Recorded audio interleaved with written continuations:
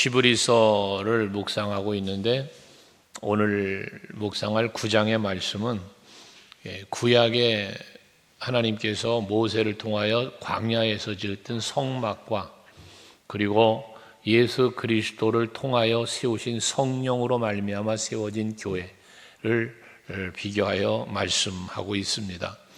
두 가지 다 첫 번째 언약, 두 번째 언약, 첫 번째 성소, 두 번째 성전을 이렇게 말씀하고 있는데 다 의미는 동일하죠. 목적도 동일하고 목적과 의미가 다 동일한데 그 목적과 의미가 뭐냐? 본질적 의미는 백성들의 죄를 사하시고 그래서 하나님께로 나아가는 길을 열어주는데 목적이 있고 의미가 있습니다.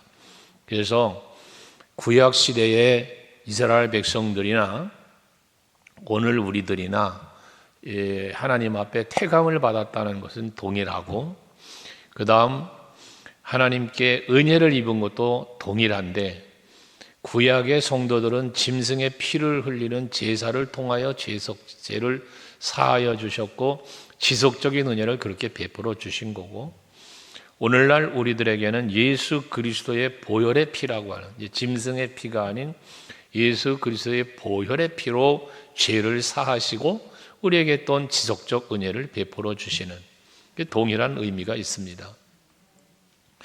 그런데 차이가 있다면 구약의 제사에서는 죄를 범할 때마다 속죄제, 속건제, 번제를 드리면서 우리의 죄를 용서를 구해야 됐고 제사장들은 백성들이 가져오는 그 속죄 제물을 받아서 늘 제사를 드려야 돼요. 그러니까 이 제사는 수없이 계속해서 드리는 거죠. 이 짐승을 잡고 피 흘리고 피의 제사를 드리는 거란 말이에요. 근데 오늘날은 어떻습니까? 예수 그리스도의 십자가의 죽으심으로 영원 속죄가 되었기 때문에 이제 오늘날 우리는 날마다 우리 죄 때문에 짐승 잡아 드리는 제사를 드리지를 않지만 예수 그리스도의 십자가의 그 은혜를 그 사랑을 우리가 기억하고 믿고 그 은혜 앞에 감사함으로 예배하고 그 예수의 이름을 의지하여 기도할 때 우리의 모든 죄는 사함 받았지만 또 우리가 때마다 짓는 수시로 지을 수 있는 이 자범죄의 문제조차도 하나님 앞에 예수의 이름을 의지하여 기도할 때 용서함을 받게 되어진다는 거예요. 이런 차이에 대한 말씀입니다. 그래서 먼저 1절부터 앞에 10절까지 쭉 나오는 말씀을 보면 이 2절에 예비한 첫 장막이 있고 라고 말하잖아요. 1절도 예법과 세상에 속한 성소가 있더라라고 말하는데 그 예비한 첫 장막이라고 말을 하고 있는 이것은 광야 출애굽을 해서 이 가나안을 향하여 가던 광야에 있는 동안에 하나님께서 이 성막을 만들도록 모세에게 명령을 하시잖아요. 그리고 그 성막을 만드는 모든 과정을 준비부터 완성되기까지 모든 과정을 하나님은 친히 그 모든 것을 할 수 있도록 또 친히 도우시면서 성막이 세워지도록 하셨어요. 성막을 만들 것을 명령만 하는 것이 아니라 그 성막이 만들어질 수 있도록 모든 것을 치밀하게 준비하셨고 그리고 그것이 또한 되어질 수 있도록 또 친히 도와주셨던 것을 출애굽기에서 말씀하고 있지 않습니까? 35장 36장에 나오는 내용들인데 가장 먼저는 그 1절에 첫 언약에도라는 말씀을 하잖아요. 이 첫 언약은 아브라함과의 언약부터 시작이에요. 그래서 여러분에게 이 출애굽기를 묵상하고 창세기를 묵상하면서 여러분에게 여러 차례 드린 말씀인데 아브라함에게 하나님이 창세기 12장부터 아브라함을 부르시고 언약하시는 모든 언약의 연속이 계속 이루어지는데 그 가운데에 백성, 네 민족이 후손이 번성할 것에 대한 언약이 이 12장부터 계속 이어지는 번성의 언약이잖아요. 그런데 아브라함이가 나이를 먹고 시간이 세월이 지나가는데 후손이 안 생기니까 그것 때문에 자기의 몸종인 엘리에셀을 후계자로 삼으려고 아브라함이 그랬잖아요. 그때 하나님께서 아니다, 나와 봐라 하고 아브라함을 끌고 밖에 나가서 하늘의 무별들을 바라보게 하면서 내 후손들이 저렇게 별처럼 많을 거야 라고 다시 약속을 하시지 않았어요? 그때 그 증거가 뭐냐고 나한테 증거를 보여달라고 할 때에 제사를 드리게 했잖아요, 하나님 앞에. 그래서 제사를 드리게 했는데 그 제사를 연락하신 하나님께서 그 제사를 연락한 후에 아브라함에게 주신 약속의 메시지가 출애굽기 15장이죠. 창세기 15장에 보면 그런 약속을 해요. 내 후손이 이방에 객이 되어서 400년간 종노릇을 할 것이고 그 후에 내가 저들을 징벌할지니 그들이 큰 재물을 이끌고 나오게 될 것이다. 이 약속을 후손에 대한 약속을 주실 때에 번성의 약속은 이미 주셨고 그 다음에 뭔 약속을 주셨냐면 애굽의 종로로 타는 약속을 해요. 그리고 출애굽의 약속까지 해요. 근데 그 출애굽 때에 큰 재물을 이끌고 나올 것이라는 약속까지 하셨어요.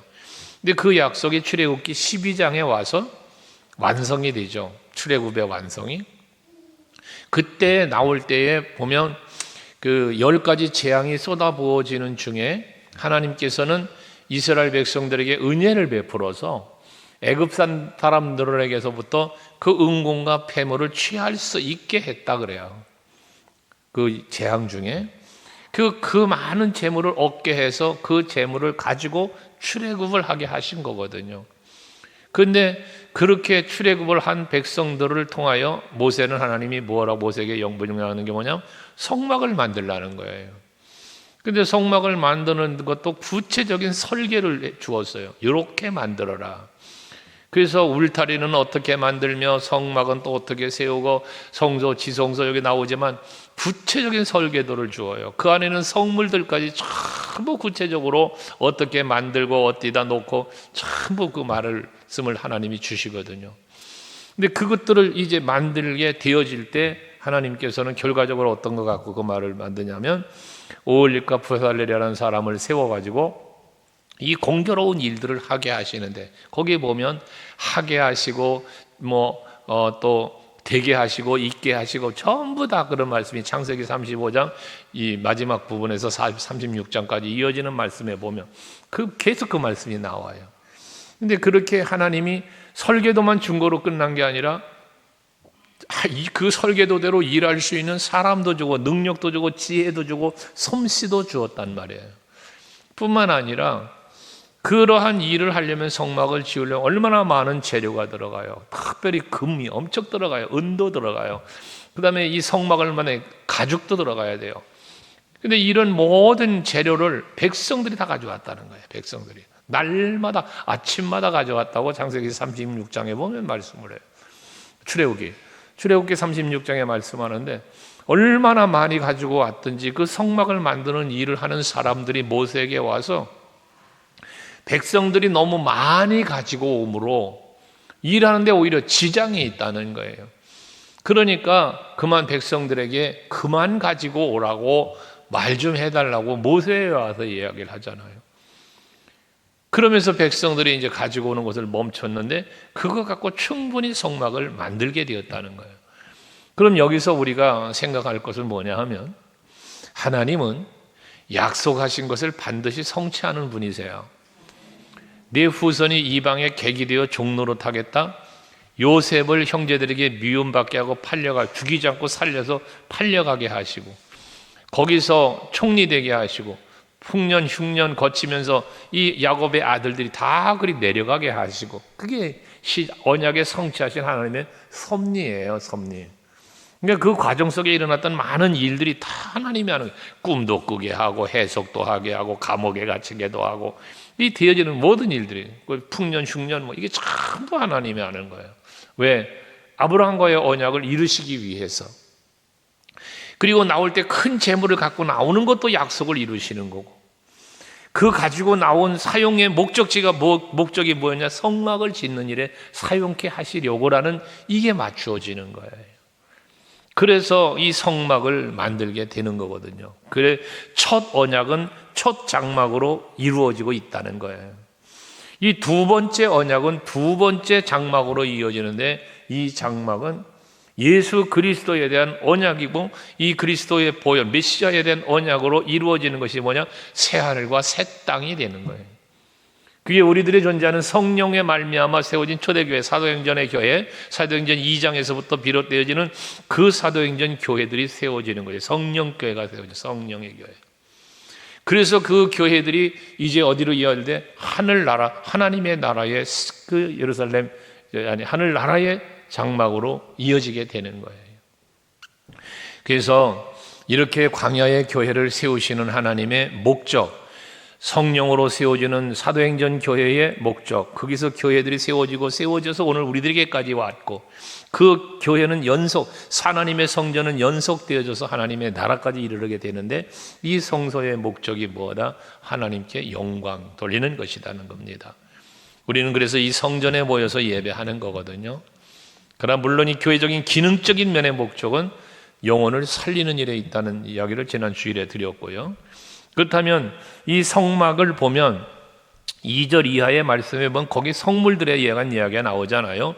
등잔대가 있고 상과 진설병이 있고 또 성소가 있고, 둘째 휘장 뒤에는 지성소가 있고, 그 안에는 그 앞에 이제 향로가 있고, 그리고 언약궤가 있고, 또 속죄소가 있고, 이 성막론을 공부하면서 요즘에 주일 오후 예배 때 이 성막에 관계된 성물들에 관한 말씀을 지금 여러분과 묵상하는 중에 있는데요. 이 주일 오후 예배 때 여러분들 다시 한번 또 전에 공부했던 걸 다시 하는 거예요. 지금 우리 출애굽기 강의하다 보니까 연속되어서 그 부분을 우리 참고할 수 있길 바라고요. 어쨌든 이 성소에 나와 있는 모든 성물들은 예수 그리스도와 다 연결되어진다. 등대도 빛을 발하는 그 빛도 예수, 진설병 떡상에 있는 떡도 말씀 예수, 분향하는 분향단도 기도의 제단인데 그 기도의 제단도 예수의 이름으로 기도하니 거기도 예수, 성막 밖으로 나와서 물두멍에 손을 씻는 것도 예수의 보혈의 피, 번제단에 흘리는 피도 예수 보혈의 피.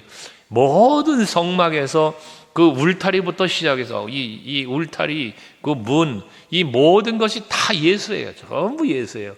지성소의 언약궤도 참 모든 것이 예수예요. 그러니까 비록 광야에서 이 세상적인 금과 은과 해달의 가죽이나 등등으로 세워진 장막이지만 그 모든 것들이 다 예수를 상징한다. 상징. 그러니까 그 상징적인 것들이 이제는 무엇으로 이루어지냐? 예수 그리스도의 십자가의 피 흘리심으로 실제적으로 이루어지는 사건이 이루어졌다는 거예요. 그래서 뒤에 그 8절이죠. 8절에 보면 성령이 이로써 보이신 것은 첫 장막이 서 있을 동안에는 성소에 들어가는 길이 아직 나타나지 아니한 것이라. 이게 뭔 얘기냐면 성소에 들어가면 지성소가 있다고 그랬잖아요. 그 앞에 5절, 6절 그 지성소에 관한 이야기가 나오는 건데 그 7절까지 그 지성소에는 성소 안으로 들어가면 휘장이 쳐져 있고 휘장 안에 들어가는 게 그 안에가 지성소라는 곳인데 그 지성소는 항상 닫혀 있었단 말이에요. 성소의 문은 열려 있어요. 그래서 제사장이라면 누구든지 들어갈 수 있어요. 그 속죄의 제사, 백성들이 가져오는 속죄의 제사를 번제물을 가지고 불사르고 피를 뿌리고 그리고 성소로 들어가서 또 등대에 기름도 채워야 되고 떡상은 또 떡도 매일같이 바꿔줘야 되고 이게 제사장들이 참 하는 일이거든요. 분향단의 향을 계속 꺼지지 않도록 피워야 하고 이게 제사장들이 하는 일이거든요. 그러나 지성소만큼은 1년 한 차례 대속죄일이라고 하는 그날에 대제사장 한 사람만이 유일하게 들어갈 수 있는 곳이 지성소였단 말이에요. 그래서 거기는 휘장으로 가리워져 있었다는 거죠. 예수님의 십자가에 달려 돌아가실 때 이 휘장이 위에서 아래로 찢어졌다고 그러잖아요. 그게 이제 하나님과의 관계가 열려짐을 의미하는 건데 오늘 여기 말하는 게 7절이 그 내용이에요. 대제사장이 홀로 1년에 한 번 들어갔다는 거거든요. 그런데 이게 이제는 뭐예요? 성령이 이것을 들어가는 길을 열지 않았다는 거야, 아직. 그게 막혀있는 지성소를 이야기하는 것이란 말이죠. 그런데 이렇게 만들어진 성막은 9절에 이 장막은 현재까지의 비유니 그랬어요. 비유다. 그러니까 하나의 뭐냐? 예수 그리스도로 말미암아 이제 세워질 오늘날의 교회, 또 영원한 하나님의 나라의 새 하늘과 새 땅, 새 성전, 이것에 대한 모형, 비유라는 이야기거든요. 그래서 우리가 구약의 성막론을 공부하면서 예수를 발견해내는 것처럼 오늘날 우리들의 이 교회에서도, 우리 서강교회라는 이름을 걸고 있는 우리 이 교회에서도 우리는 예수를 발견해야 되는 거예요. 그래서 여러분이 이 건물 속으로 들어오는 게 아니라 예수님 품으로 들어와라, 그런 말씀을 제가 간혹 드리잖아요. 지금 의자에 앉아 계시지만 예수님의 품 안에 내가 안겨 있다. 어린아이가 엄마의 품에 안겨진 것처럼 바울은 고린도 교회에 내가 너희를 어린아이에게 젖을 먹임처럼 말씀을 전한다고까지 이야기하잖아요. 그러니까 여러분들이 예수님의 품 안에 안기어서 주시는 말씀을 내가 받고 있고 그분께 감사와 찬송과 영광을 돌리는, 어린아이들이 엄마의 품에 안겨 있으면 방실거리고 웃으면서 재롱을 떨죠. 마치 그런 것처럼 우리가 하나님 앞에서, 예수 앞에서, 예수 안에서 그런 어떤 이루어진 커뮤니케이션이 이루어지는, 교제가 이루어지는 그런 우리들이 돼야 된다는 거예요. 그게 오늘날의 교회라는 거지. 그래서 우리가 이 교회에 대한 신앙의 의식이 우리들에게 뚜렷하게 있어야만 우리들의 신앙이 바르게 세워져 간다고 말이에요. 근데 그런 교회관이 바르게 서지 못하면 신앙이 흔들리는 거예요. 그래서 오늘 요즘 우리 한국교회의 어려운 문제에 대한 말씀을 자주 드리잖아요, 근래. 예수는 믿는데 교회를 부정하는 탈교회 현상, 이게 심각할 정도로 지금 일어난다는 거 아닙니까? 그러니까 이게 한국교회를 지금 뭐라고 합니까? 이렇게 약하게 만들고 지금 무너져 내려가게 만드는 아주 주 원인들이란 말이에요. 그래서 여러분들이 이 교회관을 바르게 가져야 되는데 그 핵심이 뭐냐? 이 교회의 터는 예수고 우리 성도들은 그 위에 세워진 지체들이고 이 교회의 머리는 예수시고 우리가 그 안에 지체가 됐다, 하나가 되었다는 이러한 이 교회관에 대한 의식. 교회가 없으면 우리의 신앙도 무너지는 거예요. 그렇게 여러분들이 교회를 생각할 수 있어야 돼요.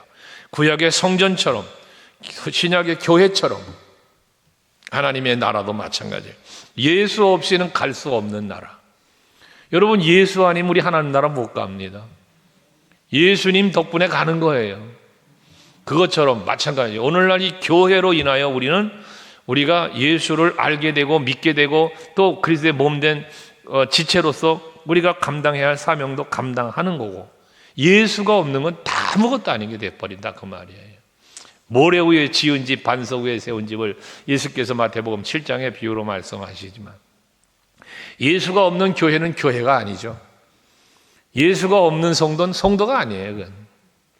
그러니까 우리가 이 올바른 교회관, 오늘 바로 이 교회관, 성전관을 이야기하는 거니까요. 그게 예수라는 거예요, 중심이. 그래서 구약의 성막에 대한 말씀은 지장막, 그 구약의 성막, 이 성막은 현재까지 비운이 그런 거예요, 9절에.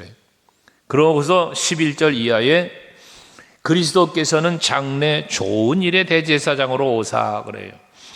예수님이 이 땅에 오셨는데 왜 오셨어요? 좋은 장래, 미래의 좋은 일의 대제사장으로 오셨다는 거예요.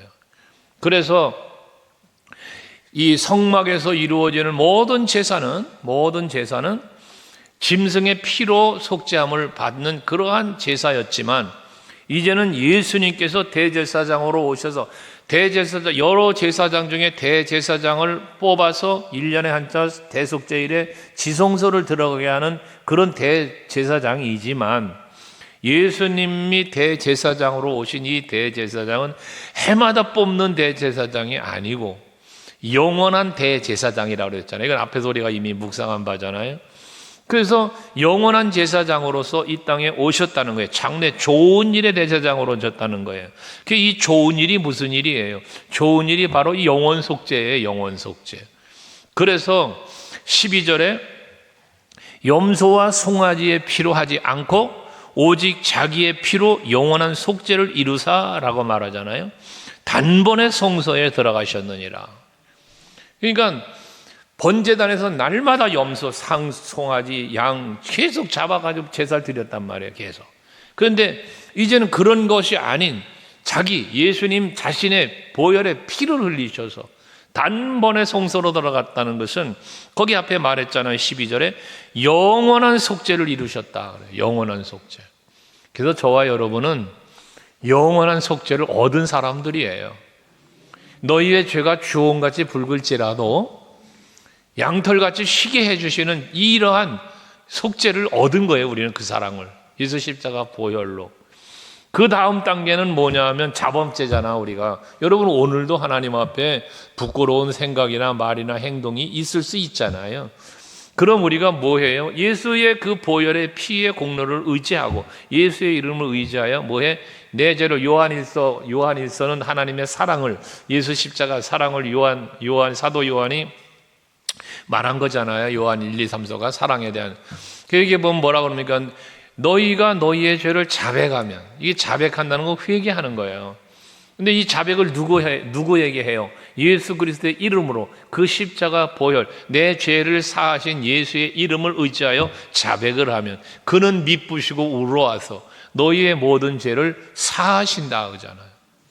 그러니까 우리는 이 예수님의 영원 속죄를 위한 단번에 그 자신을 들이심으로 피 흘리심으로 영원 속죄를 하셨기 때문에 이제 우리는 그 은혜와 그 보혈을 의지해서 우리는 뭐해? 죄를 자백하기만 하면 되는 거예요. 그런데 예수님이 이렇게 자기 피를 흘려 영원 속죄를 하셨는데 14절에 보면 영원하신 성령으로 말미암아 흠없는 자기를 하나님께 드린 그리스도의 피가 라고 말을 해요.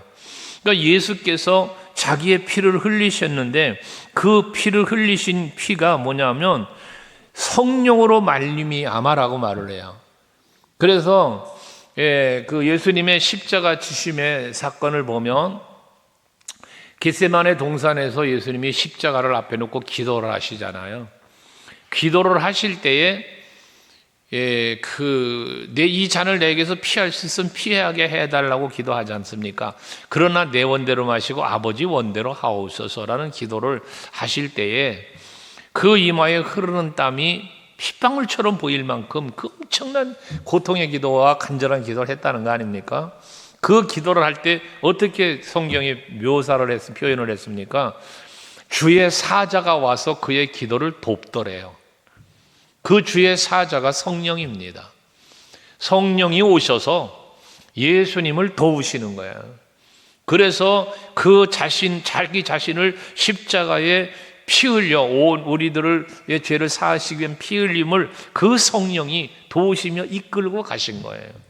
물론 그 전에 공생애를 시작하실 때에 성령에 이끌려 광야로 가서 마귀에게 시험을 받게 하셨고 그 성령에 이끌려서 모든 사역을 감당하시고, 그러니까 이끌렸다는 표현 좀 그런데 뭐 삼위일체 하나님이시니까 삼위의 하나님이 함께 어우러져 일을 하시는 거죠. 성자의 역할을 하시는 거고 성령의 역할을 하시는 거고 성부의 역할을 하시면서 우리의 구원을 이루어 가시는 거거든요. 그런데 어쨌든 성령으로 말미암아 그 모든 피 흘림과 죄사함의 역사를 이루셨다는 거예요.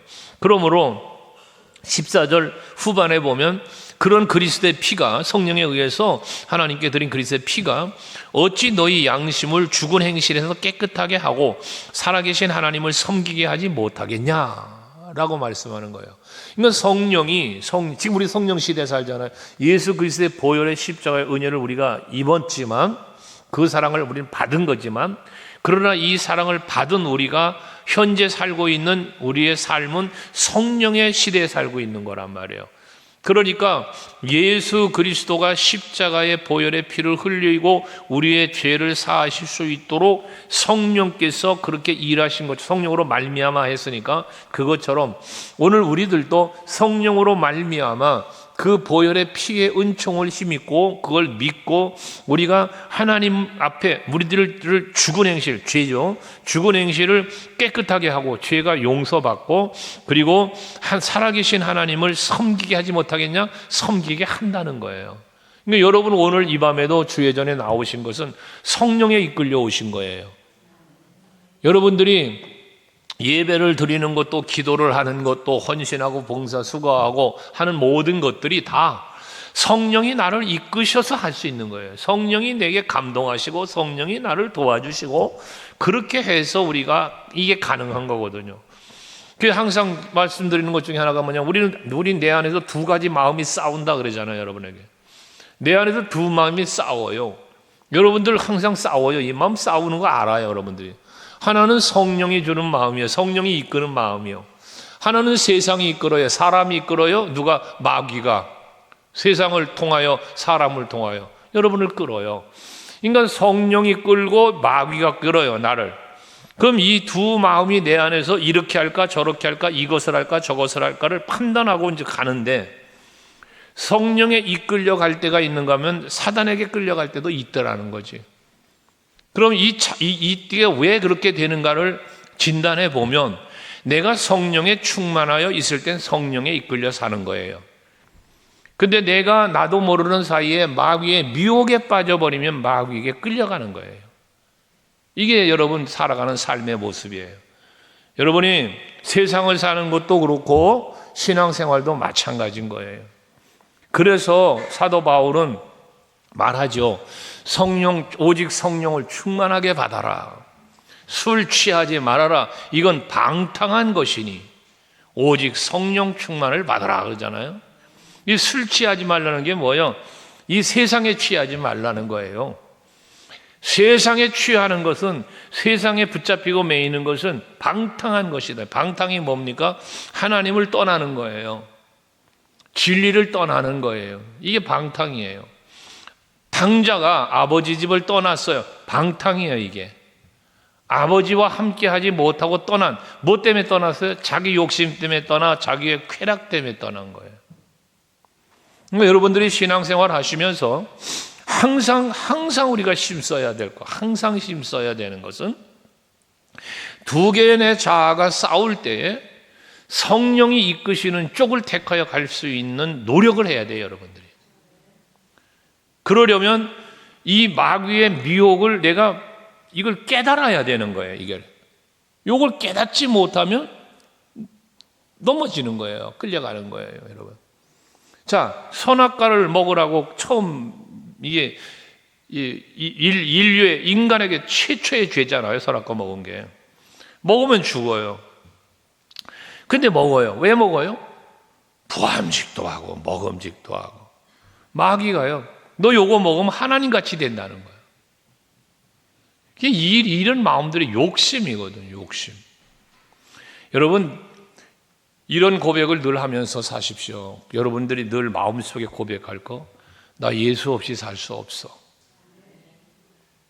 여러분, 복 주시는 분이 누구? 여러분에게 복을 주시는 이가 누구요? 믿으세요, 그거? 그럼 하나님을 찾아야죠. 내가 복된 삶을 살아보겠다고, 뭔가 잘해보겠다고 사람 찾아가고 세상 찾아간다. 여러분, 그건 아닌 거예요. 그러니까 복 주신 이가 하나님이니까 복 주시는 하나님을 찾아가야죠. 그분을 기쁘게 해야죠. 그분을. 자식이 용돈 잘 준다고 자식 마음 기쁘게 해줄래요? 부모가 나 살려준다고 부모한테 잘 보일래요? 여러분, 하나님께 잘 보여야 되는 거예요. 그래서 예수 그리스도의 보혈의 피와 성령의 이끄심으로 말미암아 우리가 깨끗하게 되어질 뿐만 아니라 살아계신 하나님을 섬기게 된다. 섬기게 된다. 그러니까 우리가 성령에 사로잡혀 살지 못하면 하나님을 섬기는 삶을 살 수가 없게 된다고 말이에요. 마귀의 유혹에 빠진다고 말이에요.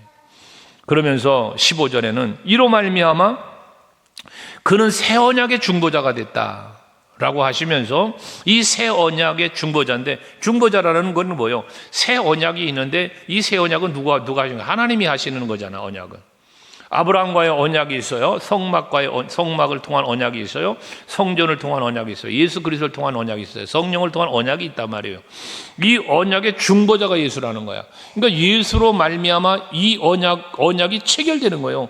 여러분, 아파트를 거래해도 부동산 업자가 중개하죠. 이 주위 파는 사람과 사는 사람을 중개하잖아요. 언약의 주체자신 여호와 하나님과 우리가 언약이 이루어지도록 예수께서 중간 역할을 했다는 게 중보자라는 거예요. 그게 십자가였단 말이에요. 그래서 막힌 담을 헐었다, 예수께로 나아가게 된다, 이런 표현들을 하는 거거든요. 로마서에서 그러잖아요. 그게 그리스도 예수의 그 은혜로 말미암아서 하나님과 더불어 화평을 누리게 된다는 거예요. 그 즐거워한다는 거예요. 그런데 그 새 언약이 뭐냐? 15절 마지막에 보니까 부르심을 입은 자로 하여금 영원한 기업의 약속을 얻게 하려 합니다. 그래요. 여기 부르심을 입은 자가 여러분이에요. 택함 받은 자. 나 때문에 십자가를 지신, 예수님이 십자가를, 너를 위하여, 내가 너를 위하여 십자가를 진다라고 하는 그 대상, 이 부름을 받은 자거든요. 택함 받은 자예요. 그리고 여러분들이란 말이죠. 여러분들에게 이 새 언약은 무슨 언약이냐? 영원한 언약이라는 거야. 이 영원한 언약. 그 영원하신 언약을, 영원하신 기업을 얻게 하려고, 영원한 기업에 대한 언약, 이게 하나님 나라잖아요. 영원한 기업, 하나님 나라. 이걸 얻게 하시기 위한 새 언약을 하나님이 주시는데, 그것을 얻도록 그 언약이 체결되도록 연결시켜 준 이가 누구다? 예수시다는 것입니다. 그러니까 거기 이제 유언에 대한 얘기를 16절 이하에 말하는데, 이것은 언약인데, 약속인데, 이 약속이 이루어지려니까 예수님이 죽으셔야 됐다, 그 말이에요. 죽어야만 유언이 이루어지니까, 그래서 예수님이 죽으셨다는 얘기를 하는 거예요. 비유를 이렇게 유언으로 비유한 거예요. 어쨌든 약속이 이루어지려니까 중보자가 되신 예수님이 십자가에 피 흘려 죽어야 우리의 죄가 깨끗해지고, 그리고 하나님께로 섬길 수 있는 그 길이 열려지니까, 그 열려졌을 때 하나님을 우리가 만나게 되고 언약이 체결되고 약속된 영원한 기업도 이어받게 되어진다는 이야기잖아요. 이게 여러분들이 지금 누리고 있는 은혜입니다. 이 언약이 체결되어서 영원 속죄가 되었고 영원한 기업을 얻었고, 이미 우리는 영원한 기업을 얻은 자예요. 이 약속이 체결됐단 말이에요. 누구 때문에? 예수님 때문에. 이 성령의 인침, 보혈의 이 역사로 우리가 그 언약을 받은 자들이라는 사실 잊지 마셔야 돼요. 그래서 이 보혈의 피의 능력, 짐승의 피는 단회적인 거야. 이 구약의 제사에서 짐승의 피는 단회적인 것이지만 예수 그리스도의 피는 영원한 속죄라는 것이죠. 뒤에 22절에 보면 피 흘림이 없은즉 사함이 없느니라 그랬잖아요. 그래서 피를 흘려야 되는 거예요. 최초의 인간 아담과 하와도 범죄하여 벌거벗게 되고 그들의 부끄러움을 삶이 상황이 되었을 때 그 짐승의 가죽을 해 입혔다고 그랬잖아. 가죽의 옷을. 가죽 옷을 해 입히려니까 짐승이 희생이 됐어야 된다는 거 아니에요? 어떤 짐승이든지 짐승이 죽어야 그 짐승의 가죽이 생기고 그 가죽으로 가죽 옷을 해 입혔다는 거 아닙니까? 그게 예수님의 모형이라고 그랬잖아요. 창세기 3장에서. 이것처럼 여러분, 우리는 예수 그리스도의 피 흘림이 우리의 죄가 영원 속죄되었고, 지금도 우리가 수시로 짓는 자범죄조차도 그 보혈을 의지하고 예수의 이름을 의지하여 기도하면, 자백하면, 회개하면 다 용서되는 것, 이런 은혜를 입었다는 것입니다. 그래서 23절 이하에 보면 이제는 그러므로 23절에 하늘에 있는 것들의 모형은 이런 것들로서 정결하게 할 필요가 있었으나 하늘에 있는 그것들은 이런 것들보다 더 좋은 제물로 할지니라 그랬어요. 더 좋은 제물. 그러니까 구약 시대는 짐승으로 흠없는 것으로 최상품으로 했다는 얘기 아닙니까? 그러나 더 좋은 제물이 뭐예요? 예수 그리스도죠. 예수 그리스도가 더 좋은 제물, 완벽한 제물, 죄 없는 분, 본체 하나님이신 분, 그분이 대속제물이 되셔서 우리에게 영원한 속죄를 이루셨다는 거 아니겠어요?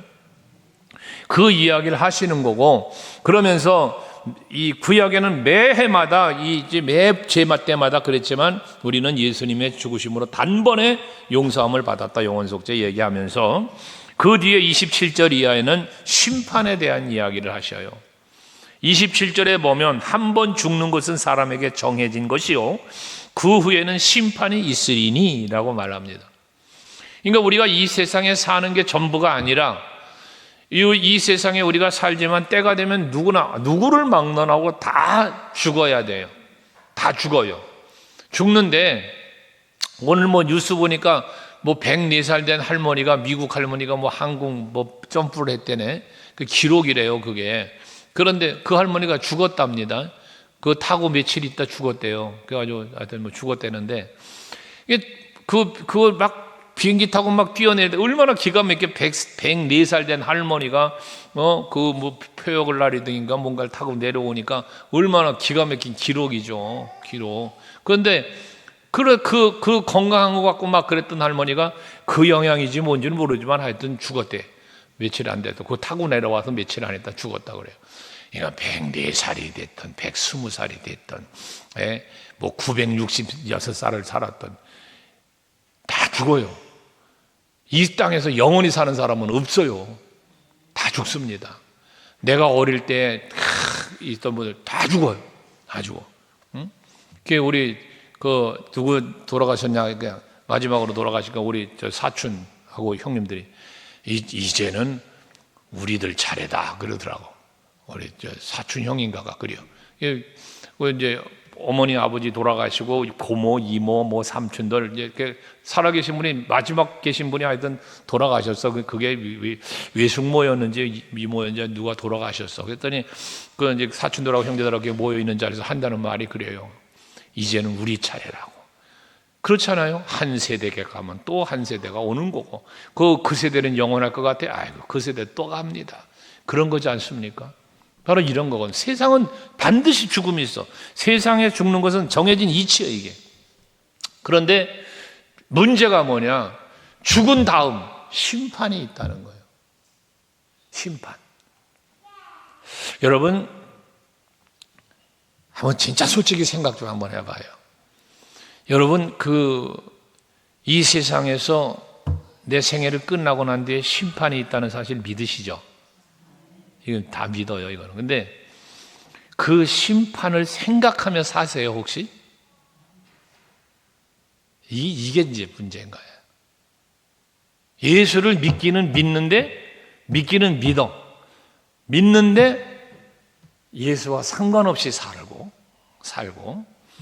심판이 있는 걸 아는데 그 심판을 준비하지 못하고 사는 거. 하나님의 나라가 있다는 걸 믿는데 그 하나님의 나라에 입성하기 전 하나님의 심판보좌 앞에 우리가 설 건데 그때를 준비하는 삶을 살지를 못하는 연약함, 부끄러움이 우리에게 있다는 거예요. 이 부분을 우리가 바울처럼 닮아가야 되는 거예요. 바울처럼. 그러면 바울이 바라봤던 면류관, 그 면류관을 여러분도 바라봐야 되는 거잖아요. 그래야만 충성을 할 수 있고, 그래야만 헌신도 할 수 있고, 바른 신앙생활을 할 수 있게 되는 거예요. 근데 마귀는 자꾸 우리에게 뭘 가져다 주느냐? 에덴 동산의 것만 보게 만들어요. 에덴 동산만. 선악과만 보게 만드는 거예요. 자꾸 마귀가. 그래서 오늘도 우리 후배 목사님, 형님 저요 하면서 또 건강하게 오래오래 사시게. 하여튼 자기는 오래 살고 싶은 마음 없다니까 모세처럼만 살고 싶다는 친구니까. 근데 그래도 모세처럼 살아도 120살 되면 갑니다. 우리는 가는 날을 생각하며 살아야 되는 거예요. 심판의 날. 근데 보세요. 그 심판이 있다는 거예요. 28절이 참 중요해요. 그래서 28절. 이와 같이 그리스도 많은 사람의 죄를 담당하시려고 단번에 드림바 되셨고 구원에 이르게 하기 위하여 죄와 상관없이 자기를 바라는 자들에게 두 번째 나타나시리라. 이게 예수 재림을 얘기하는 거거든요. 그러니까 우리가 마지막 심판이 있는데요, 예수님께서 마지막에 나타나신대요. 마지막에. 여러분, 이 세상에서 육신의 장막을 벗고 하늘 보좌 앞에 심판대 앞에 갈 때 거기 예수님이 나타나십니다. 거기 예수님이 계세요. 계시는데요, 무슨 일을 하시느냐면 28절 마지막에 말하는 것처럼 죄와 상관없이, 죄와 상관없이, 그러니까 죄를 지었거나 안 지었거나 관계없이 자기를 바라는 자들에게 라고 말해요. 자기를 바라는 자들에게 두 번째 나타나실 거다. 여러분, 우리가 하나님의 나라를 바라보고 살아야 돼요. 예수를 바라보고 살아야 돼요. 그래야 마지막 심판이 죄와 상관없이 우리가 은혜의 보좌 앞으로 나가는 길이 열리는 거예요. 여러분, 마귀는 우리를 참소한다 그랬잖아요. 참소한다. 그러나 예수님은 맞다, 내가 저 사람이 그런 죄를 진 건 맞다. 그러나 내가 그 죄 때문에 내가 십자가의 보혈의 피를 흘렸다. 그 사실을 저는 믿고 있기 때문에 저는 무죄라는 거예요. 그 무죄 판결을 받는 거예요. 여러분, 제사함이라는 게 이게 영원 속죄라는 겁니다. 여러분 모두 다 그러한 영원 속죄함을 받은 성도라는 사실을 잊지 마시고 죄로 인한 죄책감에 사로잡히지 말고 죄와 싸워 이기기 위한 몸부림을 치며 나 위하여 십자가 지신 예수 보혈의 은혜를 늘 기억하면서 감사하시고 그 보혈의 피의 은혜의 사랑에 합당한 그 복음에 합당한 삶을 살기 위해 또한 힘쓰시는 여러분 모두가 되실 수 있기를 바랍니다. 기도하십시다.